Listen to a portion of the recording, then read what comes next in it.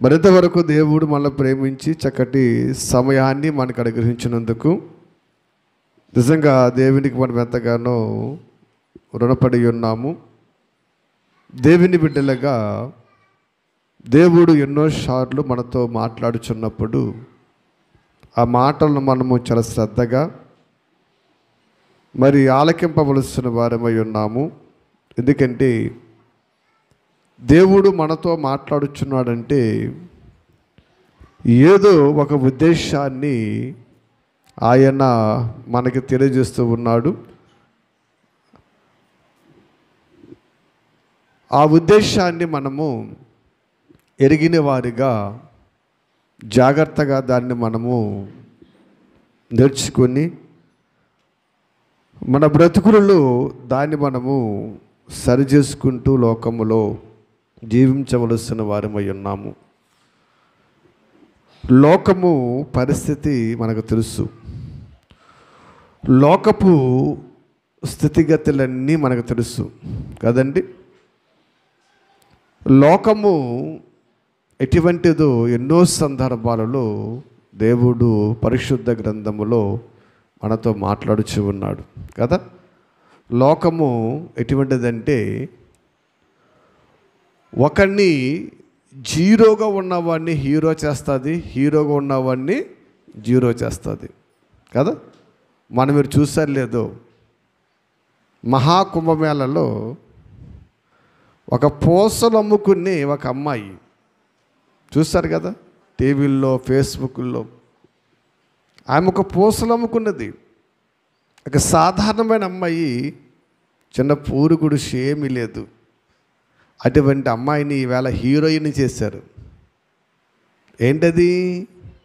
Social media, మనుష్యులు.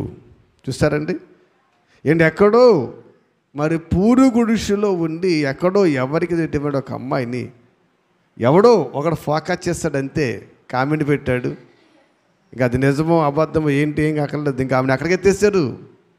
ఎక్కడికో జరుగుతున్న కుంభమేళను మర్చిపోయి అన్ని రోజులు ఈవిడి గురించే మాట్లాడుకుంటున్నారంట. హిందూ సంఘాలు మండిపడిపోతున్నాయి, చాలా గొడవ చేసిన హిందూ సంఘాలు. అందుకే ఆమెను కొట్టారు కూడా, ఆమెని కొట్టారు కూడా హిందూ సంఘాలు. అంటే చూడండి, ఒక మనిషిని హీరో చేయాలంటే చాలా ఈజీ, అలాగే హీరోని కూడా జీరో చేయాలన్నా చాలా ఈజీ. మనుష్యుల నాడి ఎటువంటిదో ఆలోచన చేయండి. మొన్న మధ్యలో చూసాం, ముంబైలో ఒక అతను ఏమమ్ముకున్నాడమ్మా, ఈ ఫోన్ ఛార్జర్లు అమ్ముకునేవాడు కదా. ఇయర్ ఫోన్స్ ఛార్జర్లు అమ్ముకుంటూ ఓ పాట పాడాడు. ఆ పాటను ఎక్కడ తీసుకెళ్ళారు, అతన్ని ఎక్కడికో తీసుకుపోయారు. హీరో, అతను కూడా హీరో అయిపోయాడండి. అతనికి షూటు ఏంటి, ఎప్పుడు చెమట కొంపటికి తిరిగేవాడు, ఏమీ లేనివాడండి. అతను షూటు బూటు అన్నీ ధరించేశారు. బాగానే ఉంది, బాగానే ఉంది. మరి అతను ఒక ఉన్నతమైన స్థానంలో చూపించేశారు. ఇప్పుడు ఎక్కడున్నాడు ఆయన? ఇప్పుడు ఎక్కడున్నాడు? ఏ మీడియాను పట్టించుకుంటుందా? ఎవరైనా చూస్తున్నారా? ఏంటి ఏంటి ఒక మరి ఫోన్ ఛార్జర్లో ఇయర్ ఫోన్స్ అమ్ముకునే వాడిని ఒక పాటతో ఎక్కడికో ఎత్తేసిన ప్రపంచము మళ్ళీ ఏం చేసింది, అతన్ని మరలా వదిలేసింది. అంటే అవసరాల కోసము, వాళ్ళ యూస్ కోసము, ఈ టీవీలు ఈ ఛానల్స్ ఉన్నారు కదండి, వాళ్ళ పబ్లిసిటీ కోసము, వాళ్ళ యూస్ కోసం, వాళ్ళ టీఆర్పీ రేట్ పెంచుకోవటం కోసము ఎటువంటి వారినైనా అక్కడ వాళ్ళు చూపిస్తారు. తర్వాత ఏం చేస్తారు? వదిలివేస్తారు. అది ఈ లోకములో మనుష్యుల నైజం. ప్రభునందు ప్రియమైన దేవుని బిడ్డలుగా మనం ఆలోచన చేసినట్లయితే మళ్ళాగా తెలుసు. ఒక ముసలమ్మ గంగమ్మ తెలుసు కదండి, ఏం పేరమ్మా? గంగమ్మ. ఏమైపోయింది ఆవిడ? ఆవిడ కూడా ఎక్కడో ఎత్తేసారు. ఏమైపోయిందో మళ్ళా న్యూస్లో కానీ టీవీల్లో కానీ కనపడలేదండి, కనపడలేదు. కాబట్టి సమాజపు పరిస్థితులు మనం ఆలోచించేయాలి. ఈ స్థితిగతులు మనం ఆలోచన చేసినప్పుడండి లోకము చాలా ప్రమాదకరమైనది. లోక పరిస్థితులు మనం ఏమైపోకూడదు, ఉప్పొంగిపోకూడదు అని పౌలు గారు చెప్తూ ఉంటాడు. ఏం చెప్తాడమ్మా? ఉప్పొంగిపోకూడదు. ఎందుకంటే మన వాళ్ళు ములక చెట్టు ఎక్కించి తెలుసు కదా, మన బాగా తెలిసిన సామెత, ఏం చెట్టేస్తాడమ్మా. కాబట్టి ఉప్పొంగకూడదు. ఉప్పొంగిపోతే ఎక్కించే సుదిలేస్తారు, దిగడం మనకి తెలియదు, పడిపోతాం. అలాగే ఆ ముసలుడు కానివ్వండి, వాళ్ళకైనా చాలామంది న్యూస్లో మరి ఈ యొక్క సోషల్ మీడియా చూసినప్పుడండి ఇటువంటి పరిస్థితులు మనకు కనబడుతూ ఉంటాయి. అది లోక నైజము. లోకములో మనుష్యుడు తీరండి. చాలా భయంకరమైన పరిస్థితి మనకు తెలుసు, భయంకరమైన పరిస్థితి. ఇప్పటి నుంచే కదండి, ఇది అపోస్తుల కాలం నుంచి కూడా ఉన్నది అనే సంగతి మనకు తెలుసు. కాబట్టి ఇలాగ మనం ఆలోచిస్తే అయితే మన దేవుడు అటువంటి వాడు మాత్రము కాదండి. మన దేవుడు పట్టుకుంటే చెయ్య విడువక మనము ఏ పరిస్థితుల్లో ఉన్నా సరే కాపాడుతూ సంరక్షించి నడిపించేవాడు మన దేవుడు, గొప్ప దేవుడు. ప్రభునందు ప్రియమైన దేవుని బిడ్డలుగా ఆయన జీరోలని హీరో చేయడు, హీరోలని జీరో చేయడు. ఎవరైతే తన యందు నమ్మిక కలిగి విశ్వాస జీవితంలో దేవుని పట్ల భయభక్తులు కలిగి బ్రతుకుతూ ఉంటారో వారి ఎడల ఆయన కృప ఎప్పుడు కూడా సంరక్షిస్తూ ఉంటుంది. అందుకంటాడండి, ఇదిగో ముదుము వచ్చే వరకు నేను నిన్ను ఎత్తుకుంటాను.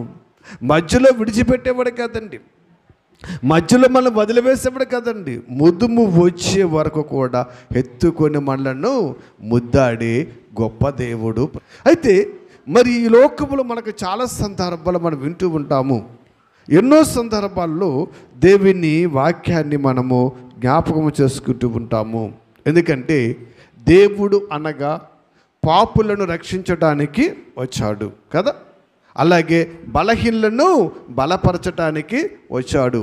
ఇలాగ చాలా సందర్భాలలో చాలా మాటలు మనము వింటూ ఉన్నాము. చాలా సందర్భాలలో చాలా మాటలు మనం వింటూ ఉన్నాం, చాలా వాక్యాలు మనం నేర్చుకుంటూ ఉన్నాము.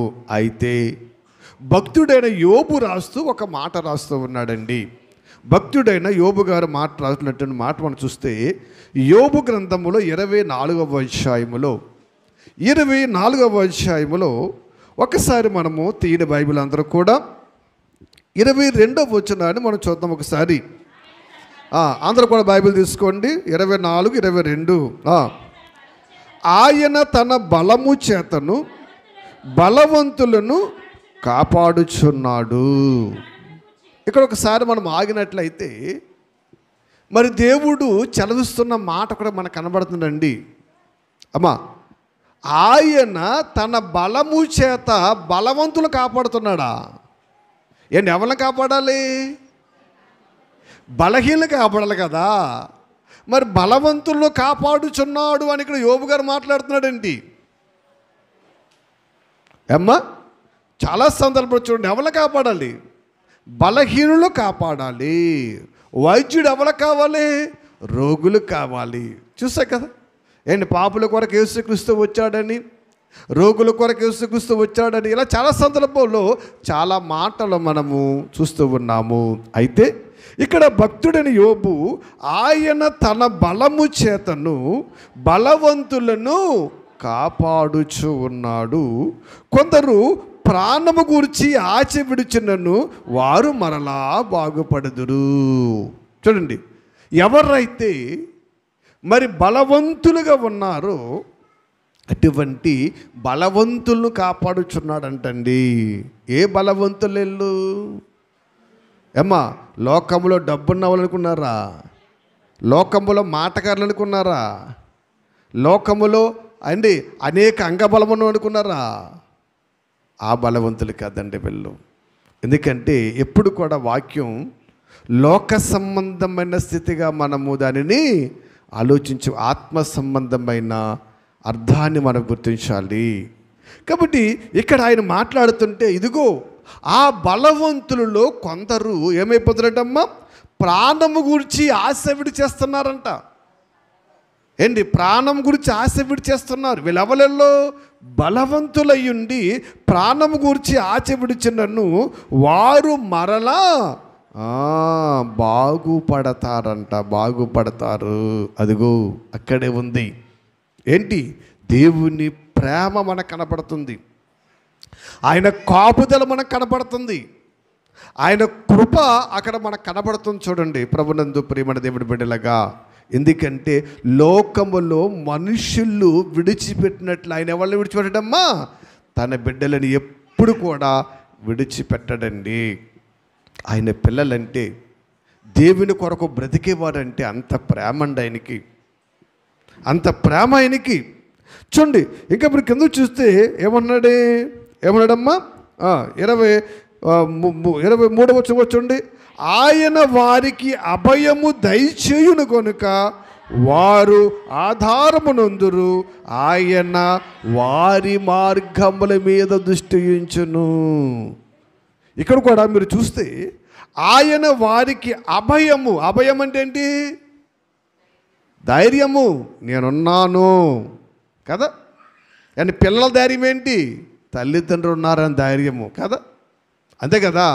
నేనున్నాను మీకెందుకు అని ఆయన అభయమును వారికి దయచేస్తూ ఉన్నాడంటండి.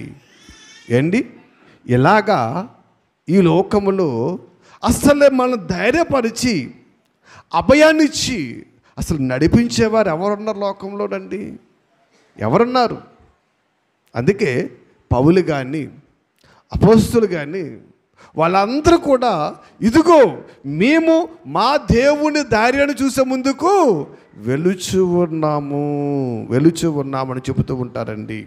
ఎందుకంటే దేవుని నమ్మిక ఉంచితే, ఆయన పట్ల మనము ప్రేమ కలిగి ఆయన విశ్వాసం ఉంచితేనండి, ఆయన మనల్ని విడిచిపెట్టేవాడు కాదని అభయం అంటండి. అభయం ఇస్తున్నాడంట. చూడండి మళ్ళా చదవండి.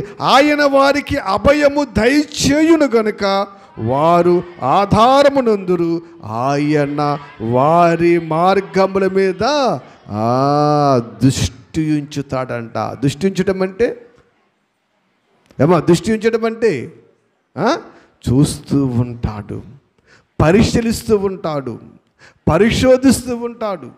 కాబట్టి ఇక్కడ మనం ఆలోచన చేసినట్లయితే మరి యోబు గారు మాట్లాడుతూ, ఇదిగో ఎవరైతే దేవుని పట్ల భయభక్తులు కలిగి విధేయత కలిగి ఆయన వాక్యానుసారముగా జీవిస్తూ ఉంటారో అటువంటి వారిని ఆయన పరిశోధిస్తూ పరిశీలిస్తూ చూస్తూ వారికి అభయముగా ఉండి ఇదిగో వారిని ఏం చేస్తాడంట? వారిని కాపాడుతాడంటండి.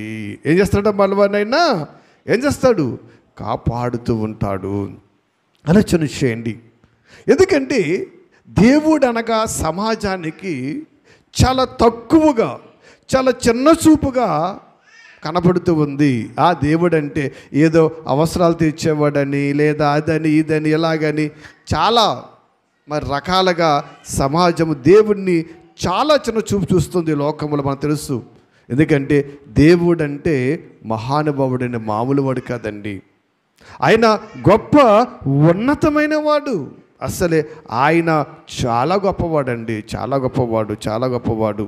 ఎందుకంటే పౌలు గారు ఎన్నో సందర్భాలలో మనకు తెలుసు, అపోస్తలుల కార్యాలు 20వ అధ్యాయంలో కానీ కొరింథీ పత్రికల్లో కానీ ఎక్కడ చూస్తున్నా ఆయన తన కష్టం గురించి చెబుతూ ఉంటాడు, తన శ్రమ గురించి చెబుతూ ఉంటాడు, సువార్తలో ఆయన పడిన భారం గురించి చెబుతూ ఉంటాడు, పరిచర్యలో ఆయన చేసేటువంటి పరిస్థితుల గురించి, ఇలాగా ప్రతి దాని గురించి పౌలు గారు మాట్లాడుతూ ఉంటాడు కదా. ఆయన అంటే ఇదిగో నా చేతులు కష్టార్జితముతో నేను బ్రతికించు ఉన్నాను. ఏంటి? ఆయన చేతులు కష్టార్జితముతో ఆయన బ్రతుకుతున్నప్పటికీ మళ్ళంటాడు ఇదిగో ఆ దేవుని ధైర్యం నేను పొంది ఉన్నాను. ఏంటి? తన చేతులు కష్టార్జితం తను బ్రతుకుతున్నప్పుడు మళ్ళా దేవునిపై దయని పొందడం ఏంటి? మళ్ళా ఆయన కృపలో ఉండడం ఏంటి? మళ్ళా ఆయన చిత్తంలో ఉండడం ఏంటి? ఇదిగో మళ్ళా ఆయన నన్ను నడిపిస్తూ ఉన్నాడు అంటాడేంటి? నేను అర్థమవుతుందా మనకి? ఆయన చేతులు కష్టార్జితంతో ఆయన బ్రతుకుతున్న మన దేవునికి దయ కావాలా? కావాలి. ఎందుకంటే దేవుని దయ అనేది లేకపోతే, దేవుని కాపుదల లేకపోతే, దేవుని కృప అనేది మన మీద లేకపోతే, ఇదిగో మనము ఎంత బలవంతులమైనా, ఎంత ధైర్యవంతులమైనా, ఎంత వివేకం మనలో ఉన్నా తప్పక మనం ఏమైపోతాం తెలుసండి? పడిపోతాము, జారిపోతాము. ప్రభునందు ప్రియమైన దేవుని బిడ్డలుగా అందుకే పౌలు గారు చూడండి, ఏ పత్రికలు చూస్తున్నా, ఎక్కడ చూస్తున్నా ఆయన గురించి ఎన్నో అమూల్యమైన మాటలు రాస్తూ, ఇదిగో నేను కష్టపడుతున్నాను అని చెబుతూనే, ఇదిగో నేను మన దేవుని దయను పొందుచున్నాను, ఆయన నన్ను కాపాడుచున్నాడు, భద్రపరుస్తున్నాడు. ఇలాగ పౌలే కాదండి, అపోస్తులు ఎంతోమంది వారి జీవితాలలో దేవుని గురించి ఒక ఉన్నతముగా ఆలోచించి, ఇదిగో ఆ బలవంతుడైన దేవుని చేతులు మేము ఉండాలని ఆలోచన కలిగారు, జీవించారు. అందుకే వారి పేర్లు పరిశుద్ధ గ్రంథములో స్థిరస్థాయిలుగా నిలిచిపోయినవి. కానీ వేళ మనుషులు ఆ బలవంతుని చేతుల్లో ఉండడానికి ఇష్టపడటం లేదండి. నటించడానికి ఎంత నటిస్తూ ఉంటాము, కానీ బలవంతుని చేతిలో ఉండాలని మాత్రము మనుషులు ఆలోచించరు. ఎవరి బలము వారిది, ఎవరి శక్తి వారిది, ఎవరి జ్ఞానం వారిది, ఎవరి ఆలోచన వారిది. ఇదిగో మాకు మేమే బ్రతుకుచున్నాము, మాకు మేమే చలుస్తూ ఉన్నాము, మాకు మేమే తిరుగుచూ ఉన్నాము అని ఇలాగ చాలా సందర్భాల్లో మనుషులు తమ్ముడి గురించి తమ్ము హెచ్చించుకుంటూ, ఇదిగో దేవుడిని తగ్గించేటువంటి పరిస్థితి మనకు కనబడుతూ ఉంది. అందుకే పౌలు గారు రోమీయులకు రాసిన పత్రికలో 15వ అధ్యాయంలో ఒక చక్కటి మాటను రోమాలో ఉన్న సంఘానికి రాస్తూ ఉన్నాడండి. రోమీయులకు రాసిన పత్రిక 15వ అధ్యాయం 1వ వచనం ఒకసారి చూద్దాం. కాగా బలవంతులమైన మనలను మనమే సంతోషపరుచుకొనుక బలహీనులను దౌర్భాగ్యులను భరించుటకు బద్ధులమై ఉన్నాము అని ఇక్కడ మాట్లాడుతూ ఉన్నాడండి. ఇంకా మరి కింద చదివితే అంటాడైనా, క్రీస్తుతో కూడా తన్ను సంతోషపరుచుకోవడం లేదు కానీ నిన్ను నిందించేవారి నిందల వారి మీద మోపిన రాయబడి ఉన్నది కదా. అలాగా మరి క్రీస్తు గురించి ఇక్కడ పౌలు గారు మాట్లాడుతూ ఉంటాడు. ఇక్కడ ఒకసారి కాగా బలవంతులమైన మనలను మనమే సంతోషపరుచుకొనక. ఇప్పుడు పౌలు గారు ఎటువంటి వాడైనా జ్ఞానం కలిగిన వాడు. అసలు ధర్మశాస్త్రములో ఆయన కొట్టిన వారు ఎవరు ఉన్నారా? ఎవ్వరు లేరండి. సకల ప్రావీణ్యము కలిగిన వాడని పౌలు గారికి పేరుంది ఏండి. అటువంటి మరి బలవంతుడయ్యుండి, అంత గొప్పవాడయ్యుండి పౌలు గారు ఎప్పుడు కూడా దేవుని దయను విడిచిపెట్టలేదండి. ఎప్పుడు కూడా తన్ను తాను ఏం చేయలేదైనా హెచ్చించుకోలేదండి. ప్రతి విషయంలో దేవుడి దయ, దేవుని కృప, దేవుని సంతోషము అని ఆయన మాట్లాడుతూ మాట చూడండి. బలహీనులు దౌర్బల్యమును, బలహీనులు ఏంటంటమ్మా? దౌర్బల్యం అంటే కొంతమంది శారీరకముగా లేదా మానసికముగా బలహీనులుగా ఉంటారు. బలహీనులుగా ఉంటారు. వాళ్ళు ఎలాగుంటారు? దేవునితో ఉన్నప్పుడు వారిని ఏం చేయాలంట? వారిని ఏం చేయడమ్మా? మనము భరించుటకు బద్ధులమై ఉన్నాము. కాబట్టి ఒక బలవంతుడు దేవునిలో మరింతగా ముందుకు వెళ్ళాలంటే వెనుక ఉన్న అనేక మంది మరి బలహీనలు ఏం చేయాలంటమ్మా? భరించాలి, దేవునిలో నడిపించాలి. ఎందుకంటే దేవునిలో నడిపించటం అంటే మామూలు పని కాదండి. దేవునిలోకి రాబడటం అంటే మామూలు పని కాదు. దేవుని కోసం బ్రతకటం అంటే అసలు మామూలు పని కాదండి. వచ్చి వాక్యం వినటం ఈజీయే, ఆదివారం ఆరాధనకు వస్తాం ఈజీయే, కానీ వాక్యానుసారముగా బలవంతులుగా దేవునిలో నడాలంటే లోకములో ఎన్నో వాటిని విసర్జించాలి. లోకములు ఏమి విసర్జించాలమ్మా? లోకంలో ఏమి విసర్జించాలి? ఎన్నో వాటిని విసర్జించాలి. అందుకని పౌలు గారు అంటే ఏమంటమ్మా? ఇదిగో నేను సమస్తమును విడిచిపెట్టేశాడు. అంటే సమస్తం విడిచిపెట్టేశారంటే చాలామంది అంటారు, పౌలు గారు ఆస్తినంతా విడిచిపెట్టేశారు అంటారు. ఆస్తి ఒకటే కనపడుతుంది అక్కడ. ఆస్తి కాదండి, తనలో కోరికలను, తనలో ఆశల వలయాలను, తనలో ఎన్నో పరిస్థితులను, లోక సంబంధమైనవండి, దేవునికి ఇష్టములేనివి. ఒక మనిషిగా మనకెన్ని కోరికలు ఉన్నాయో, మనకెన్ని ఆశలు ఉన్నాయో, పౌలు గారికి కూడా అన్నీ ఆశలు ఉన్నాయి. లేవా? ఉన్నాయి. కానీ విడిచిపెట్టాడంటండి. ఇదిగో అవి విడిచిపెట్టాలి, అవి విడిచిపెట్టాలి. ఏంటి? దేవునికి ఆటంకపరిచే అనేక ఐహిక విచారాలు కానీ, శరీర సంబంధమైన క్రియలు కానీ, కార్యాలు కానీ చాలా ఉంటాయి లోకంలోనండి. వాటిని మనము విడిచిపెట్టాలి. కాబట్టి ఇప్పుడు మేము బలవంతులుగా ఉన్నాం కదా, బలహీనతగా ఉన్న చాలామంది దౌర్భాగ్యులు ఉన్నారు కదా, దౌర్బల్యులు. మరి వాళ్ళను దేవునిలోనికి, దేవునితోకి నడిపించాలంటే మరి ఎలా వాళ్ళని బలపరచాలి? దేనిలో వాళ్ళని బలపరచాలి? దేని ద్వారా వాళ్ళని బలపరచాలి? ఆలోచన చేయండి. దేని ద్వారా వాళ్ళని బలపరచాలి, దేని ద్వారా వారి దేవునిలోనికి నడిపించాలి అని మనం ఆలోచన చేస్తున్నట్లయితే, ఇదిగో ఈ లోకములో ఆ బలవంతుడైన దేవుడు బలవంతులైన మనలను సంరక్షించి కాపాడాలంటే, ఇదిగో మనలో ఏది మనల్ని బలవంతులుగా చేస్తుంది? ఏది మనల్ని బలవంతులుగా చేస్తుంది? ఎందులో మనం బలవంతులుగా ఉండాలి? ఒకసారి మనం ఆలోచన చేయండి. ఎందుకంటే ఒక్కసారి సామెతల గ్రంథంలో సొలొమోను గారు రాస్తూ ఒక చక్కటి మాటను ఆయన రాస్తున్న చూడండి. సామెతల గ్రంథం దీనందరూ కూడా సామెతల గ్రంథము 24వ అధ్యాయము, సామెతల గ్రంథం 24వ అధ్యాయము 4వ అధ్యాయము 5వ వచనం అండి. ఒకసారి అందరూ కూడా తీయండి. జ్ఞానము గలవాడు బలవంతుడుగా ఉండునంటండి. అమ్మా సరిపోద్ది. అమ్మా తెలివి గలవాడు శక్తిమంతుడగుడు. ఇక్కడ జ్ఞాని అయిన సొలొమోను గారు మాట్లాడుతూ బలవంతుడిగా ఉండాలంటే ఏం కావాలంట?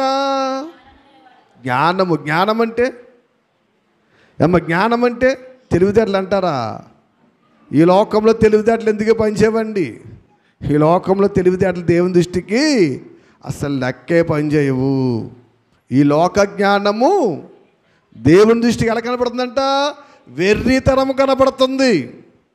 ఈ లోక జ్ఞానముతో నువ్వు బ్రతకొచ్చు, నువ్వు ఐశ్వర్యం పొందొచ్చు, నువ్వు ఏ లోకంలో ఏదైనా చేయొచ్చు. ఈ లోక జ్ఞానముతో హీరోను ఏదైనా చేయొచ్చు కదా. టీవీ ప్రయారిటీ వరకు ఏం చేశారు వాళ్ళు? ఎక్కడికెక్కడికో ఎత్తేసారు కదా. ఆ ముసలోడు ఆ షూట్లకి, కార్లకి అలవాటు పడిపోయి ఇప్పుడు రోడ్డు మీద రాలేకపోతున్నాడంట. సమాజం నేర్పేసింది. రోడ్డు మీద మనం ఒకడు ఇంటర్వ్యూ చేస్తాడు, ఏంటి నీ పరిస్థితి అంటే, ఇదిగలాగా వాళ్ళు చేశారండి, అలవాటు అయిపోయింది. ఇప్పుడు ఎవరు పట్టించుకునేవారు లేరండి. చూస్తారా? ఏంటి?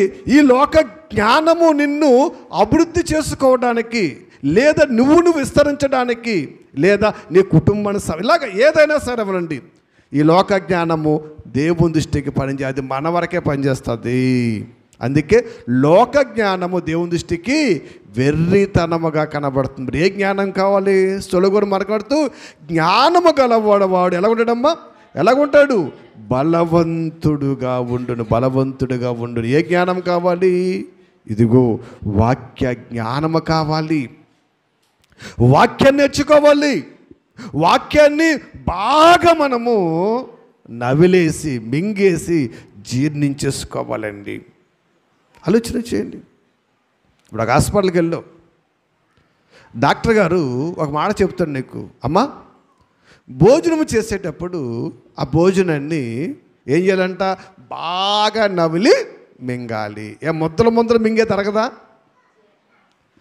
ముద్దలు మింగే తరగదా? అరుగుతుంది. సగం అరుగుతుంది, సగం బయటకు వచ్చేస్తుంది. ఎందుకు బాగా నవ్వులు మింగాలంటే, అది నువ్వు బాగా నవ్వులు మింగినప్పుడు వెంటనే అదేమైపోతుంది? కొన్ని నిమిషాలలో, కొన్ని గంటల్లో జీర్ణమైపోయి ఆ విటమిన్స్, ఆ ప్రోటీన్స్, మినరల్స్ శరీరానికి ఎక్కడికి ఏ భాగాన కావాలో అవి అక్కడికి పంపుతూ ఉంటుంది. అంతే తప్ప మనం నవలకుండా ముద్దలు మింగేసి పడుకోవడం అనుకో, ఏమవుతుంది అమ్మా చెప్పాలి? ముద్దలు మింగేసి పడుకుంటే ఏమవుతుంది? అరగటానికి బదులు లోపలది విషంగా తయారవుతుంది. దాన్నే మనం ఏమంటాం? ఫుడ్ పాయిజన్ అంటాం. ఫుడ్ పాయిజన్ అరగదు ఇంకది. మళ్ళీ అది ఏం చేయాలి? బయటికి రావాలి. అది బయటకు వస్తేనే కానీ మనకి మనస్థిమితి ఉండదు, విషమ కింద తయారవుతుంది. చూడండి, లోపలికి వెళ్ళిన ఆహారము విషమ కింద తయారై మనం బాధ పెట్టకుండా ఉండాలంటే బాగా నమిలి మింగినప్పుడు అది త్వరగా జీర్ణించుకొని నరాలలోకి వెళ్ళి ఏ అవయవానికి ఏ విటమిన్స్, మినరల్స్, ప్రోటీన్స్ ఇవ్వాలో అవన్నీ కూడా అది ఇస్తూ ఉంటుంది. అలాగే దేవుని జ్ఞానాన్ని, దేవుని వాక్యాన్ని కూడా మనము చాలా శ్రద్ధగా, భయభక్తులు కలిగి, బాగా వినయము కలిగి, శ్రద్ధ కలిగి విన్నప్పుడు ఆ వాక్యం మన మీద పనిచేస్తుంది. ఇవాళ చాలామంది మీద వాక్యం పని చేయట్లేదంటే కారణం ఏం తెలుసండి? జనాలు దేవుని సన్నిధికి వస్తున్నారు కానీ వాక్యాన్ని మాత్రము వినటలేదు. దేవుడు అన్నాడు, విననొల్లని ప్రజలైపోయారంట. మరి ఎందుకు వస్తున్నారు? మనుషులు కనబడవని కొంతమంది, దేవుని కనబడవని కొంతమంది, ఆచారం కొంతమంది, అలవాటు కోసం కొంతమంది, ఇలాగా ఎవరి ఆలోచన వాళ్ళు చాలామంది వస్తూ ఉన్నారు, వెళ్ళిపోతున్నారు. కానీ ఆయన వాక్యాన్ని సంపాదించారు కొద్దిమంది ఉన్నారు, లేరంటలేదు. ఎక్కడమ్మా? కొద్దిమంది ఉన్నారు. అందుకే అంటాడు, ఇదిగో ఏమన్నా జ్ఞానము కలవాడు బలవంతుడిగా ఉన్నప్పుడు ఆ బలవంతుడు పడిపోకుండా ఈ దేవుడు మనల్ని కాపాడి సంరక్షిస్తూ ఉంటాడు. ఎందుకంటే చాలా సందర్భాలు తెలుసు, దేవుడు మాట్లాడుతున్న మాట చూస్తే, ఇదిగో నా జనులు జ్ఞానము లేక ఏమైపోతున్నాడమ్మా? యెషయా గ్రంథములో చెరపట్టబడిపోతున్నారంటండి. ఏమి లేక జ్ఞానము లేదు. జ్ఞానం లేనప్పుడు ఏమి లేదు, బలము లేదు. బలం లేనివాడు అయిపోతాడు, పడిపోతాడు. అంతే కదా? ఆలోచన చేయండి ఏమ్మా. ఇప్పుడు ఒక రోగం వచ్చింది, ఆ రోగాన్ని తట్టుకోవాలంటే మనం ఏముండాలి? శక్తి ఉండాలి. శక్తి ఉండాలి లేదా? బాడీ దాన్ని తట్టుకునే రెసిస్టెన్స్ పవర్ ఉండాలి.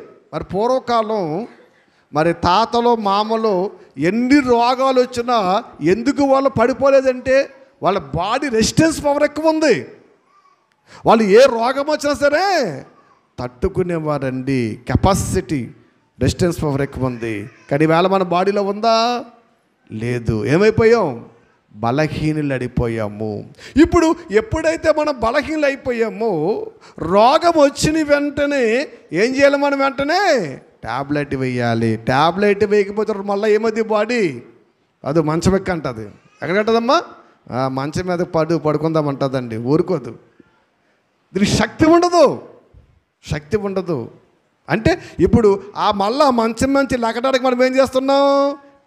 ట్యాబ్లెట్ వాడుతున్నాం, మందులు వాడుతున్నాం. అంటే ఆ మందు మనకి బలాన్ని ఇస్తూ ఉంది. ఆ బలంతో మనం నిలబడుతున్నాం. మళ్ళా రోగం వచ్చినప్పుడు మళ్ళా పడిపోతూ ఉన్నాము.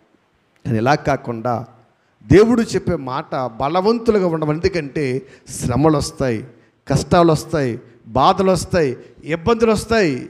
ఇవి వచ్చినప్పుడు మీరు పడిపోకుండా ఉండాలంటే ఇదిగో ఈ దేవుని జ్ఞానము చేత మీరు ఏమవ్వాలి? బలవంతులుగా ఉండాలి. ఎందుకంటే శ్రమ వచ్చిందా? యోబుని తడుసుకో. నిందొచ్చిందా? పౌలును తడుసుకో. అంతే కదా? కష్టం వచ్చిందా? దావీదుని తలుసుకో. అంతే కదా? ఏంటి? నిన్ను గర్భఫలము లేదా? అబ్రహాం తలుసుకో. ఇలాగ ఎన్నో సందర్భాల్లో ఎంతోమంది ప్రవక్తల జీవిత చరిత్ర ఎందుకు రాశాడు తెలుసండి? ఎందుకు రాశాడు? ఇటువంటి పరిస్థితులు. ఆశ కలిగిందా? యోసేపుని తెలుసుకో కదా. ఆశలో యోసేపు నిలబడలేదా? శ్రమలో యోబు నిలబడలేదా? నిందలో పౌలు నిలబడలేదా? గర్భఫలము లేకపోయినా మరి ఆ అబ్రహాం గారు దేవుని దూషించాడా? ఇవన్నీ ఎందుకంటే ఈ వాక్యము మెడిసిన్ అన్నమాట. ఈ ట్యాబ్లెట్ టైపు మనల్లో బలపరచటానికి, ధైర్యపరచటానికి. చాలామంది అనుకుంటారు యోబు కాబట్టి, యోసేపు కాబట్టి, దావీదు కాబట్టి. వాళ్ళ మనలాంటి మనుషులు కదా? మనలాంటి మనుషులే. కాదంటే వాళ్ళలో దేవుని జ్ఞానముతో వాళ్ళు బలవంతులయ్యారు. మనమేమో ఆ జ్ఞానము లేకుండానే బలవంతులు అయిపోవడం చూస్తున్నాం. కుదరదు. ప్రభునందు ప్రియమైన దేవుని బిడ్డలుగా ఆయన జ్ఞానముతో మనం ఏమవ్వాలి? బలవంతులుగా ఉండాలి. వాక్యాన్ని నేర్చుకుని మనం బలపడాలి. వాక్యము మనల్ని బలపరచాలి. వాక్యము దేవునిలో మనలను అభివృద్ధి చేయాలండి. ఈ వాక్యము ద్వారానే వేసుకున్న టాబ్లెట్ల ద్వారా నువ్వు ఎలా ఇస్తున్నావో ఈ వాక్యం ద్వారా మన శ్రమలలో కష్టాలు మనం ఏమవ్వాలమ్మా? నిలబడాలి. ఆలోచన చేయండి. ఇవాళ సమాజము మనం ఆలోచన చేస్తే మందులకు బాగా అలవాటు పడిపోయారు చాలామంది కదా. షుగర్కి ట్యాబ్లెటే, బీపీకి ట్యాబ్లెట్లే. కానీ నిజంగా ఒక్కోసారి ఫేస్బుక్లో చూసినప్పుడు లేదా యూట్యూబ్లో టీవీలో చూసినప్పుడు అండి కొంతమంది చెబుతున్నారు అసలు ఈ మెడిసిన్తో సంబంధం లేకుండా కూడా రోగాలు తగ్గిపోతాయా? తగ్గిపోతాయి. నిజమమ్మా. షుగర్ తగ్గిపోద్దంట, బీపీ తగ్గిపోద్దంట, కీళ్ళ నొప్పులు తగ్గుతాయంట. నిజంగా వాళ్ళు చూస్తుంటే ఎక్కువ ఎందుకు ఎలాగ తగ్గిపోతాయంటే వాళ్ళు ఈ మెడిసిన్, ఇంగ్లీష్ మెడిసిన్ వాటర్లో వాళ్ళు ప్రకృతిలో దొరికే రసాయనాలు ఆకులు, మూలుకులు, అలములు వీటితో చక్కగా తయారు చేసి వాటి ద్వారా తగ్గించినప్పుడు అంటండి మరలా ఆ రోగం అంట మనిషికి చారదంట. ఎందుకని? ఈ మూలుకులు మనుషుల్లో ఏం పెంచుతున్నాయి? రెసిస్టెన్స్ పవర్ని పెంచుతున్నాయి. కానీ ట్యాబ్లెట్ ఏం చేస్తుంది? ఆ గంటే పనిచేద్ది. ట్యాబ్లెట్ ఆ గంట పనిచేద్ది, ఆ రోజే పనిచేద్ది. కానీ మనం తీసుకున్న ఈ మూలికలు ఇవన్నీ చూసారండి, ఇవంట స్లోగా రెసిస్టెన్స్ పవర్ని పెంచంటండి ఆ వ్యాధి మన దగ్గరికి రాకుండా మనలో రెసిస్టెన్స్ పవర్ని పెంచుతుందంట. ఆలోచన చేయండి. మనం ఆలోచన చేస్తున్నట్లయితే ఎటువంటి స్థితిలో మనం ఉన్నాము? ఇవాళ మనం ఎలా ఉన్నామంటే క్రైస్తవులము ట్యాబ్లెట్కి అలవాటు పడిపోయాం. దేనికి పడిపోయామా? ట్యాబ్లెట్కి అలవాటు ఆదివారం మాత్రం మాట్లాడటం వచ్చేది మంది అయిపోయింది, శుక్రవారం మాట్లాడటం వచ్చేది మంది అయిపోయింది. అంతే కదా. అది ఇంటికాడ పరిశోధించి దేవుని మాటలు మనతో ఏమి చెబుతున్నాయి, మనము అసలు బలమైన స్థిరమైన పునాదిని మనం వేసుకొని ఈ లోకంలో చక్కగా బలవంతులుగా బ్రతకాలని జ్ఞానాన్ని నేర్చుకునే దేవుని బిడ్డ లోకలు ఎంతమంది ఉన్నారు. అందుకే జ్ఞానము లేకే వారు ఏమైపోతారమ్మా? చెరపట్టబడుచు ఉన్నారు అన్నాడు. ఏమవుతాడమ్మా? జ్ఞానము లేక. ఏమి లేక? వాక్యము లేక. ఎవరు తీసుకుపోతారు పట్టుకుని? అపవాది తీసుకుపోతుంది. కాబట్టి ఇలాగ మనం ఆలోచన చేసినట్లయితే ఎన్నో సందర్భాల్లో దేవుడు మాట్లాడుతూ మాట మనకు కనబడుతుంది. అయితే ఒకసారి పౌలు గారు ఈ బలము గురించి మాట్లాడుతూ, ఈ శక్తి గురించి మాట్లాడుతూ, ఈ బలము, ఈ శక్తి, ఈ దేవుని చేతిలో మన బలవంతులుగా ఉండాలంటే ఎలాగ ఉండాలో మాట్లాడుతూ కొరింథీ రాసిన మొదటి పత్రికలో 1 కొరింథీ 16:13 మెలకువగా ఉండడి, విశ్వాసమందు నిలకడగా ఉండడి, పౌరుషము గలవాళ్ళు ఉండడి, బలవంతులై యుండిడి అన్నాడు. చూడండి ఇక్కడ పౌలు గారు కొరింథీలో ఉన్న ప్రజలకు చెబుతూ ఏమన్నాడంటే ఇక్కడ ఈయన కూడా మాట్లాడుతూ చూస్తే ఏమన్నమా? మెలకువగా ఉండాలి, విశ్వాసము నిలకడగా ఉండాలి, పౌరుషము గలవారై ఉండాలి. 4 ఎలా ఉండాలంట? బలవంతులుగా ఉండాలి. ఎందుకంటే మనలో బలవంతులుగా లేకపోతే అపవాది మనల్ని ఇట్టే పడదోసేస్తుంది. అంతే కదా. రోగాలు ఎక్కువ వరకు వస్తాయి, బలంగా ఉన్న వాళ్ళకు రావండి. ఎవరైతే వీక్గా ఉంటారో, ఎవరైతే బలహీనతగా ఉంటారో వాళ్ళకి ఎక్కువ రోగాలు వస్తూ ఉంటాయి. చాలా సందర్భం అనుకుంటారు ఈ రోగాలన్నీ నాకే రావాలనుకుంటారు చాలామంది అండి. అలాగే బలవంతుడు చూడండి రోగాలు రావు. ఎందుకంటే వాళ్ళు ఏముంది? రెసిస్టెన్స్ పవర్ ఉంది. వాళ్ళు రావు. బలహీనులుగా మనం ఉన్నాము. ఒకప్పుడు మనము ఆరోగ్యాన్ని విడిచిపెట్టి లోకములో మనం పరిగెత్తాము, అప్పుడు మనలో ఉన్న బలమంతా కూడా పోయింది. ఇప్పుడు రమ్మంటే కూడా వస్తుంది.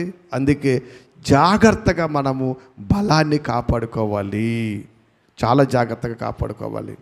అందుకే రాబో దినాల్లో ఎన్నో భయంకరమైన వ్యాధులు వస్తాయంటండి, భయంకరమైన వ్యాధులు వస్తాయి.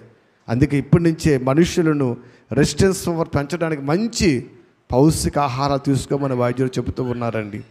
మంచి పౌష్టికాహారం అండి. కాబట్టి ఇక్కడ మనం ఆలోచన చేసినట్లయితే బలవంతులుగా ఏం చేయాలంటమ్మా, బలవంతులుగా మనం ఏం చేయాలి, ఉండాలి. మంచిదే. మరి పౌలు గారు బలవంతులుగా ఉండాలి అని మనం చెప్పాడు కదా. ఏమ్మా, ఈ బలం మనకి ఎక్కడి నుంచి వస్తుంది? అసలు ఈ బలాన్ని మనము ఎక్కడ మరి సంపాదించుకోవాలి? అదే పౌలు గారు ఎఫెసీయులకు రాస్తూ 6వ అధ్యాయం 10వ వచనంలో ఒక చక్కటి మాటను ఎఫెసీ సంఘానికి దేవుడు రాస్తూ ఉన్నాడు. అందరూ కూడా తీసుకోండి. తుదకు ప్రభు యొక్క మహాశక్తిని బట్టి ఆయన యందు బలవంతులుగా ఉండాలి. ఎవరు బట్టమ్మా? ఎవరు బట్టి? ప్రభు యొక్క మహాశక్తిని బట్టి. ఎందుకంటే ఈ లోకాలను కలగజేసిన వాడు ఆయన. లోకములో ఉన్నటువంటి శ్రమలలో కానీ, నిందలలో కానీ, అపవాది తంత్రాలలో కానీ, మరణములో కానీ, పాపములో కానీ, ఇలాగా ప్రతి దానిలో కూడా ధైర్యముగా నిలబడి ఓడించిన ఒకే ఒక వ్యక్తి మన ప్రభువైన యేసుక్రీస్తు వారండి. ఇంకెవ్వరు లేరు. ఏంటి, ప్రపంచంలో ఎవరు లేరండి, ప్రభువైన యేసుక్రీస్తు వారు. అందుకే చూడండి, తుదకు చివరికి చూడండి, ప్రభు యొక్క మహాశక్తిని బట్టి ఇదిగో ఆయన యందు మీరు బలవంతులుగా ఉండాలి కదా. ఇప్పుడు ప్రభు యొక్క మహాశక్తి ఏంటి? ఆ శక్తి మన దగ్గర ఎలాగుంది? మా శక్తి ఎలాగుంది? ప్రార్థన చేస్తే పరిశుద్ధాత్మలు వచ్చేతను మీదకి ఆ శక్తి అనుకుంటారా? ఆ శక్తి ఏం కాదండి. ఇవాళ అందరూ ఇదే మొదలెట్టారు, ప్రార్థన చేయడం, పడిపోవటం. గట్టిన పడిపోతున్నారు, గంటకు పైన పడిపోతున్నారు. నిజంగా ఆ పరిశుద్ధాత్ముడు వచ్చాడని గంతులు వేస్తున్నారు ఆడపిల్లలు. నిజంగా పడిపోయి నిజంగా అసలు ఎలా దారుణమైన పరిస్థితుల్లో మనకు కనబడుతున్నాడండి. మీకు చాలా సందర్భంలో చెప్పాం, ఆత్మ అల్లరికి కర్త కాడండి. ఆయన బోధిస్తాడు, మనకి అల్లరి చేయడు. ఆయన జ్ఞానము గల వివేకము గలవాడు. నెమ్మదిగా గద్దిస్తూ మనలను మారుస్తూ ఉంటాడండి. కాబట్టి శక్తి అనగానే ఏదో శక్తి మనల్ని కమ్మేసింది అనుకోకండి, ఏదో శక్తి మనల్ని కమ్మేసింది అనుకోకండి. చాలామంది అటువంటి భ్రమల శక్తులు నమ్ముతున్నారు. దేవుని వాక్యాన్ని ఎవరు కూడా నమ్మట్లేదు. ప్రభు యొక్క మహాశక్తి ఎలాగుంది మన దగ్గర? ఇదిగో వాక్య రూపములో ఉంది. ఎలాగుందమ్మా? వాక్య రూపములో ఉంది. ఎటువంటి మహాశక్తిది, ఎంత గొప్ప శక్తిది. ఎబ్బీ పత్రికలో మాట్లాడుతుంది. ఎందుకమ్మా? ఎందుకంటే ఈ శక్తి, ఈ వాక్యము జీవము గలదయి, ఎటువంటి రెండంచుగుళ్ళ ఖడ్గము కంటే వాడి గలగద్దయి. ఏందమ్మా? ప్రాణాత్మలను, గీళ్ళను, మూలుగులను విభజించినంత మట్టుకు దూరుతూ ఉందంటండి. కాబట్టి ఆలోచన చేసినట్లయితే ఇదిగో పౌలు గారు చెప్పినట్లు ఈ క్రీస్తు ప్రభు యొక్క మహాశక్తి బట్టి ఆయన యందు మన బలవంతులుగా ఉండాలి. ఈ లోకములో అపవాదిని ఓడించాలన్నా, శ్రమలు ఎదుర్కోవాలన్నా, నిందలు ఎదుర్కోవాలన్నా, బాధలు ఎదుర్కోవాలన్నా, కష్టాలు ఎదుర్కోవాలన్నా, చివరికి ఈ లోకాన్ని ఎదుర్కొని ఆ మహాలోకానికి వెళ్ళాలంటే ఇదిగో ప్రభు యొక్క మహాశక్తి తప్ప ఏ శక్తి మనలను కాపాడలేదు. ఏ శక్తి మనల్ని కాపాడదండి. లోకములు ఏ శక్తి మనల్ని కాపాడలేదు. అందుకే ఈ శక్తి ఎటువంటిదంటే యాకోబు పత్రిక ఏమనడం కూడా, ఎటువంటి బలము గలదే వాడి గల ఖడ్గము కంటే చాలా బలము గలదంటండి. అది ఆ శక్తి ముందు అసలు ఎటువంటి ఖడ్గము కూడా పని చేయదంటే అంత బలము గలది. ఏంటి? ఈ దేవుని వాక్యము. అందుకే ఈ దేవుని వాక్యముతో మనమేమవ్వాలమ్మా? మనమేమవ్వాలి? మనము బలవంతులుగా చేసుకోవాలి.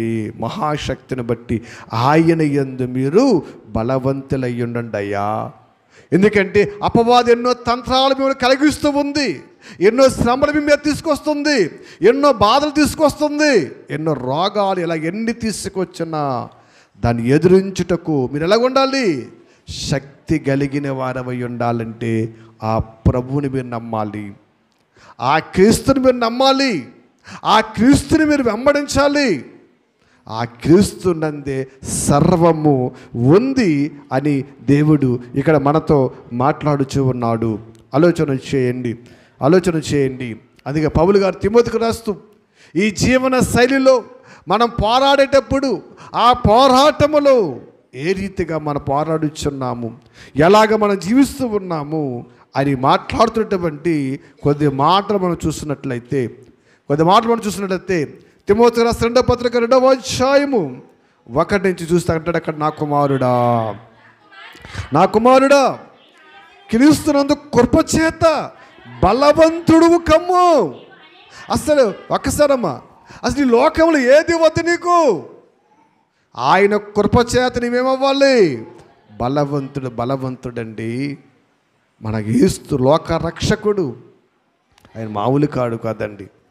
ఆ క్రీస్తు కృపచేత నువ్వు బలవంతుడు కమ్ము, అనేక సాక్షుల ఎదుట నా వల్ల విని సంగతులకు బోధి సామర్థ్యం గలవాడే నమ్మకమైన మనుషులకు అప్పగించమని చెప్పి క్రీస్తు యొక్క మంచి సైనికుని వల్లే నాతో కూడా శ్రమను అనుభవించుము. సైనికుడు యుద్ధమునకు వెళ్చినప్పుడు తన దండులో కూర్చుకొని వాడు ఇదిగో ఈ లోక సంబంధమైనటువంటి జీవన వ్యాపారములో, జీవన పోరాటములో కుటుంబం కోసం ఆలోచించడు. దేనికోసం ఆలోచిస్తాడు? యుద్ధములో గెలవడం కోసము ఆలోచిస్తూ ఉంటాడు. అలాగే నాయన ఆ క్రీస్తు కృప వల్ల మీరు బలవంతులుగా మీరు ఉండి, ఆ బలవంతులుగా ఉన్న మీరు ఈ లోకములో ఈ జీవన వ్యాపారాలలో ఇటువంటి పరిస్థితులు మీరు చిక్కుకొని నాశనానికి వెళ్ళిపోకుండా ఆ మహాలోకం కోసము మీరు పోరాడేటప్పుడు చాలా నియమ నిబంధనలు కలిగి, భక్తి కలిగి దేవుని కొరకు మీరు బ్రతకాలి అని చెబుతూ ఉంటాడండి. ఆలోచన చేయండి. ఎందుకంటే లోకములో అన్నిటికీ నియమ నిబంధనలు ఉన్నవి, కానీ క్రైస్తవ జీవితంలో ఏమి లేవు, నియమ నిబంధనలు ఏమి లేవండి. లేవా? బోల్డ్ ఉన్నాయి, నియమ నిబంధనలు ఉన్నాయి. అసలు మనం పాటిస్తే కదా, అసలు వాటిని మనం నేర్చుకుంటే కదా. వాటిని మనం నేర్చుకోమని పాటించము. లోకములో ఉన్న ప్రతి నియమ నిబంధనలు ఆచరిస్తాం, కానీ దేవుని దగ్గరకు వచ్చేటప్పుడు మాత్రము ఏ నియమ నిబంధన మనకి లేదండి. ఇక్కడ చూస్తుంటాం బోల్డ్ ఉన్నాయండి.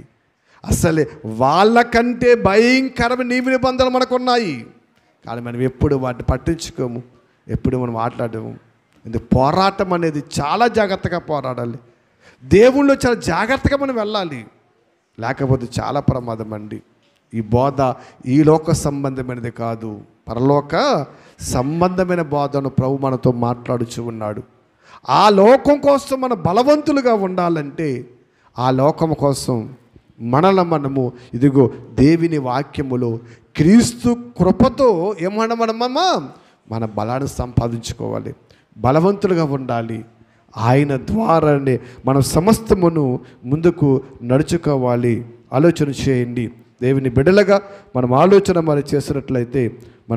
చేసినట్లయితే క్రీస్తు కృప నీ మీద ఉన్నప్పుడు, ఆ కృపతో నువ్వు బలవంతుడిగా ఉన్నప్పుడు, ఆ కృప వల్ల నువ్వు బలవంతుడిగా తయారు చేయబడినప్పుడు, ఇదిగో ఆ బలవంతుడు ఈ బలవంతుడిని కాపాడతాడంట.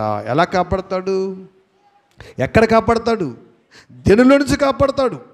శ్రమ నుంచి కాపాడతాడా? కష్టం నుంచి కాపాడతాడా? దేనిలో నుంచి దేవుడు మనం కాపాడతాడు అని తలుసుకుంటే దేనిలో నుంచి ఆయన మనలను కాపాడగలడు. కానీ పౌలు గారు దెస్సలోనికీయులకు రాస్తున్నటువంటి పత్రికలో, 2వ పత్రికలో ఒక మంచి మాట ఆయన రాస్తూ ఉన్నాడు. ఒకసారి దెస్సలోనికీయులకు రాసిన పత్రిక 3వ అధ్యాయము 3వ వచనం అంటే ఒకసారి మనం చూద్దాం. అయితే ప్రభువు నమ్మదగిన వాడు, ఆయన మిమ్మును స్థిరపరిచి దుష్టత్వము నుండి కాపాడునంటండి. ఎప్పుడైతే నువ్వు వాక్యములు ఎదుగుచున్నావో, ఎప్పుడైతే జ్ఞానాన్ని సంపాదించుకున్నావో, ఎప్పుడైతే పోరాటములో నీవు నిబంధనలు కలిగి దేవుని కొరకు బ్రతుకుతూ అభివృద్ధి చెందుచున్నావో, అప్పుడు ఏమవుతుందంటమ్మా? అప్పుడు ఏమవుతుందంట? ఆయన నమ్మదగిన వాడు కనుక ఆయన మిమ్మల్ని ఏం చేస్తాడంట? స్థిరపరుస్తాడంట. ముందు దేవుడు మళ్ళీ ఏం చేయాలి? స్థిరపరచాలి. అంటే ఏం చేయాలి? మనమంటే ఆయనకి ఏం రావాలి? నమ్మకం రావాలి. అంతే తప్ప వచ్చేసి ప్రభువా అంటే కాదు, నమ్మకం కావాలి. అంతే కదా. మనం చాలా సందర్భంలో ఎవరైనా డబ్బులు అప్పు అడిగారనుకో, ఎవరికి ఇస్తాం? అలబడతానికి ఇచ్చేస్తామా? ఎవడో ఒక వ్యక్తి వ్యవహారం చేశాడు, మనకు తెలీదు. అమ్మ నాకు ₹1,00,000 అప్పు కావాలని ఇచ్చేస్తామా? నువ్వెవరవు, నువ్వేంటి, నీకు ఎవరు తెలుసు? అంటే అతడు కడతాడో కట్టడో, ఎగ్గొట్టేస్తాడో లేదు అనే నమ్మకం మనకు కలగాలి. కడతాడు, నిజమే, ఇతను తప్పకుండా చెల్లించగలడు అని నమ్మకము ఉన్నప్పుడు వాడు ఎక్కడ వాడైనా ఇస్తాము కదా. ఊళ్ళో ఉన్నవాడే మన అప్పులు తీర్చుకొని తిరుగుతుంది అనుకోండి, రోజు మన కళ్ళది తిరిగేవాడే, రోజు మన కళ్ళది ఉన్నవాడే, వాడు ఎవరి దగ్గర అప్పు కట్టడం, అప్పు ఇంటికి వస్తే రోజు గొడవలే, కొట్లాట్లే, అటువంటి వాడు అప్పుకొచ్చాడు ఏమంటాం? నాయన లేదురా, ఇప్పుడు ఇచ్చేస్తాం, లేదా అయిపోయిందండి. ఎందుకని? నమ్మకము లేదు. నమ్మకము లేని చాటు మనం ఏం చేయము? అప్పివ్వము. లేక నమ్మకము కావాలి. దేవుడు కూడా ఏం చేస్తాడమ్మా? స్థిరపరుస్తూ ఉన్నాడు, నిన్ను స్థిరపరుస్తూ ఉన్నాడు, నీ నమ్మకాన్ని చూస్తూ ఉన్నాడు, ఆయన నిన్ను పరిశీలిస్తూ ఉన్నాడు, పరిశోధిస్తూ ఉన్నాడు. అందుకే పౌలు గారు చూడమ్మా ఏమన్నాడు? అయితే ప్రభు నమ్మదగిన వాడు కాబట్టి ఆయన మిమ్ముడు స్థిరపరిచి ఏం చేస్తాడంట? దుష్టత్వము నుండి కాపాడతాడంట. దేనించడమ్మా? దేనించి? దుష్టత్వము. చాలా ప్రమాదం దుష్టత్వం అనేది. రోగమైనా పర్లేదు, వ్యాధి అయినా పర్లేదు, ఏదైనా పర్లేదు, కానీ దుష్టత్వం అనేది మాత్రము చాలా ప్రమాదకరము. ఎందుకంటే ఏ బలవంతుడు నశించిపోవుట, జ్ఞానము గలవాడు నాశనానికి వెళ్ళిపోవుట ఆయనకు ఇష్టం లేదండి. అటువంటి వారిని ఆయన కాపాడతాడంట. ఇప్పుడు వాక్యము నేర్చుకుని దేవుళ్ళు ఎదుగుతూ స్థిరపడి దేవుని జ్ఞానం అనే బలాన్ని మనం సంపాదించుకున్నాము. ఈ బలముగా ఉండగా అనేక సందర్భములో దుష్టుడు మళ్ళీ ఏం చేస్తాడంట? ఎదుర్కొంటాడు, మన మీద అగ్ని బాణాలు వేస్తాడు, మన ఆశల వలయాల్లో చిక్కింపజేస్తాడు. అటువంటి సందర్భంలో అంటే దేవుడు దుష్టత్వం నుండి ఏం చేస్తాడు? మళ్ళా కాపాడతాడు కదా. ఇప్పుడు ఆయన దుష్టత్వం నుంచి మనం కాపాడాలంటే, ఆ దుష్టుని చేతుల్లో నుంచి మనం రక్షించాలంటే మనం ఎలా ఉండాలి? నమ్మకస్తులుగా ఉండాలి, స్థిరమైన వారిగా ఉండాలి. ఆయన చేతుల్లో మనం ఏం చేయాలమ్మా? బలవంతులుగా ఉండాలి. ఎందుకంటే ఆయన ఆలోచిస్తాడు, ఓహో ఈయన కాపాడితే నిలబడడా చూస్తాడు. నిలబడతాడంటే కాపాడతాడు, నిలబడ్డంటే 1-2 అవకాశాలు ఇచ్చి వదిలేస్తాడు. అంతే కదా. ఇప్పుడు దావీదు తప్పు చేస్తాడు, తప్పును ఒప్పుకున్నాడు, కాపాడా? కాపాడతాము కాదు, ఎంతో గొప్ప భాగ్యాన్ని ఇచ్చాడు. మళ్ళీ దావీదు తప్పు చేశాడా? తప్పు చేయలేదండి. అంటే దేవుడు తెలుసు, ఓహో నా కుమారుడు బలవంతుడు, ఏదో ఆశీర్వాదాలు తిక్కి చెప్పి అంటే తప్పు చేసిన వాళ్ళు కాపాడని కాదు ఇక్కడ కదండి. ఎగ్జాంపుల్గా చెప్తున్నాను మీకు, చిన్న ఎగ్జాంపుల్. ఆయన బలవంతులను కాపాడతాడండి. దుష్టత్వంలోకి వెళ్ళిపోకుండా, పాపంలోకి పడిపోకుండా నీ చుట్టూ ఆయన ఏం చేస్తాడు తెలుసండి? కంచె వేస్తాడండి. బలవంతులను కాపాడతాడు. ఎన్ని శ్రమలు రాని, ఎన్ని ఇబ్బందులు రాని, ఎన్ని అయిపోయినాయి, అసలు దేవుని యందు నమ్మకం ఉంచుకోవచ్చు, నీకే భయం లేదండి. ఎందుకంటే లోకములో మరణిస్తే ఆ మహాలోకానికి మనము చేరతాం. అది కావాలి భూమి మీద అండి, మనకి అది కావాలి ఈ భూమి మీద. కాబట్టి మనం ఆలోచన చేసినట్లయితే సమూయేలు రాసిన గ్రంథములో చక్కటి మాట ఆయన మాట్లాడుతున్నట్టు మాట చూస్తే, ఇదిగో ఆయన తన భక్తులను ఏం చేస్తాడంటమ్మా, ఏం చేస్తాడంట? ఒకసారి సమూయేలు రాసిన మొదటి గ్రంథంలో వచ్చిందన్నమాట. సమూయేలు రాసిన మొదటి గ్రంథంలో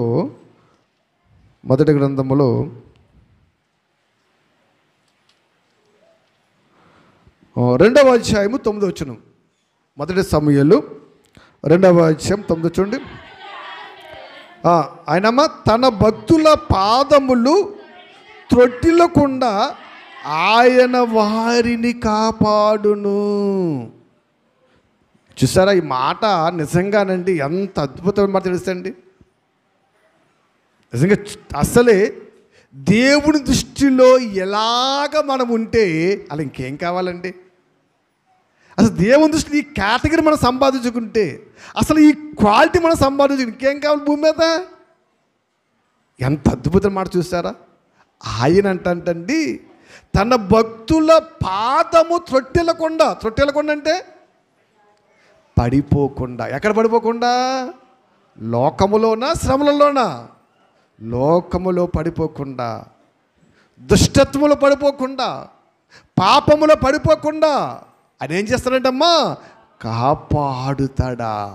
అయ్య బాబోయ్, నిజంగా ఆ కేటగిరీలోకి మనం ఈదుకుంటూ వెళ్ళామనుకోండి, ఆ కేటగిరీలోకి ఈదుకుంటూ వెళ్ళామనుకోండి, అక్కడి నుంచి ఏం చేస్తాడు కదా? సొదొమ తగలడిపోతున్నాయి. లోతు ఏం చేస్తాడు? ఇంకాను అలా పిలుద్దామా, ఇలా పిలుద్దామా, అది చేద్దాం, ఇది చేద్దాం తడుకుంటున్నాడు. ఏంటంటే ఏం చేసింది దేవదూతలు? ఏంటి లేట్ చేస్తున్నావు, లేగో అని రెక్కలట్టుకుని ఏడ్చుకు. ఆ కేటగిరీ అన్నమాట ఇది. దేవుడు రెక్కలట్టు ఏం చేస్తాడు? వేడ్చుకుపోతాడు. నేను అక్కడ ఉండనివ్వడు, అందులో పాలు పంపులు చేయనివ్వడు నిన్ను. ఎంత గొప్ప దేవుడండి. ఒక మనిషిని మహాలోకాన్ని తీసుకెళ్ళడానికి, దుష్టత్వం నుండి కాపాడి, మలినం నుంచి తగ్గించి, మనల్ని బలవంతులుగా చేసి ఆ మహాలోకానికి ఎంత ప్రణాళిక సిద్ధపరిచిన దేవుడు ఎక్కడున్నాడు? ఆలోచన చేయండి. ప్రభునందు తన భక్తుల పాదములు త్రొట్టిల్లకుండా ఆయన వారిని ఏం చేస్తాడంట? కాపాడున్నాడండి. మనం చదివాం. దశలోని భాషలు ఏం చేస్తాడైనా? స్థిరపరిచి దుష్టత్వం నుండి కాపాడుతాడు. ఆ దుష్టత్వములో పడిపోకుండా ఈయన ఏం చేస్తాడు? మనలను కాపాడుతాడా? మనంతా తెలుసు ఆదికాండం 20వ అధ్యాయంలో జరిగినటువంటి సందర్భము. అబ్రహాము, శారా, అబీమెలెకు గురించి మనకు తెలుసు. చాలా సందర్భాల్లో మనం విన్నాము. అబీమెలెకు మంచివాడు. అబీమెలెకు అయితే మరి అబ్రహాము, శారా అక్కడికి వెళ్ళినప్పుడు అబ్రహాము తన భార్య అని చెబితే, మరి అబ్రహాముని చంపేసి శారాను మరి పెళ్లి చేసుకుంటారు, లొంగ తీసుకుంటారని ఆ దేశంలో ఉన్నటువంటి పరిస్థితుల ప్రకారము నా చెల్లి, నా సహోదరిని చెప్పబడినటువంటి సందర్భం మనకు తెలుసు. ఆ సందర్భంలో ఈమె నా చెల్లి అని చెప్పినప్పుడు చెల్లే కాదని మన రాజు మరి శారాను ముట్టడానికి ఏం చేస్తాడు? ప్రయత్నం చేస్తాడు. రాజు కూడా కాదు, అక్కడ ఉన్న భటులు వీళ్ళందరూ కూడా ప్రేరేపణ కలిగించి మరి అక్కడ ఉన్న మరి ఆ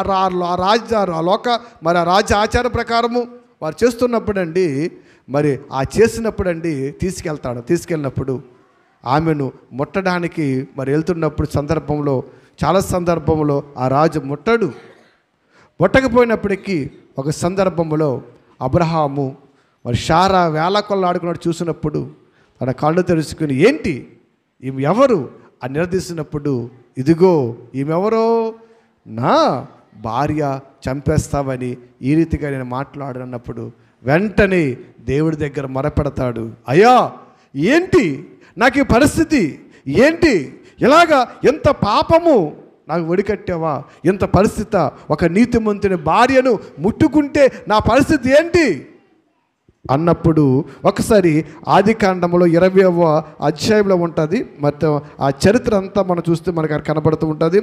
అక్కడ వచ్చినప్పుడు ఒకసారి 20వ అధ్యాయము 4వ వచనం చూడండి. అయితే అబీమెలెకు ఆమెతో పోలేదు కానీ అతడు, ప్రవ్వా ఇట్టి నీతి గల జనమును హతము చేయుదువా, ఈమె నా చెల్లి అని అతడు నాతో చెప్పలేదా? మరియు ఆమెతో అతడు నా అన్న అనెను. నేను చేతులతో ఏ దోషము చేయక యథార్థతతో ఈ పని చేసి తిని అనెను. ఇక్కడ అబీమెలెకు మాట్లాడుతున్న మాట మనం జ్ఞాపకం చేస్తున్నట్లయితే ఏమన్నాడు? అయితే ప్రవ్వా, నేను ఆమెతో పాలేదు. ఇట్టి నీతి గల మనుషుడు ముట్టుకుంటే నేనేమైపోను? నా రాజ్యం ఏమైపోను? నా ప్రజలు ఏమైపోను? అయ్యి బాబోయ్, ఎంత భయంకర పరిస్థితి ప్రవ్వా అన్నప్పుడు చూడండి ఏమన్నాడు? అందుకు దేవుడు ఆలోచించాడు. అందుకు దేవుడు చూడండి ఏమన్నాడు? అవును, యథార్థ హృదయముతో దీన్ని చేసి నేను ఎరుగుదును. మరియు నీవు నాకు విరోధముగా పాపము చేయకుండా నేను నిన్ను అడ్డగించుతును. అందుకే నేను నిన్ను ఆమెను ముట్టని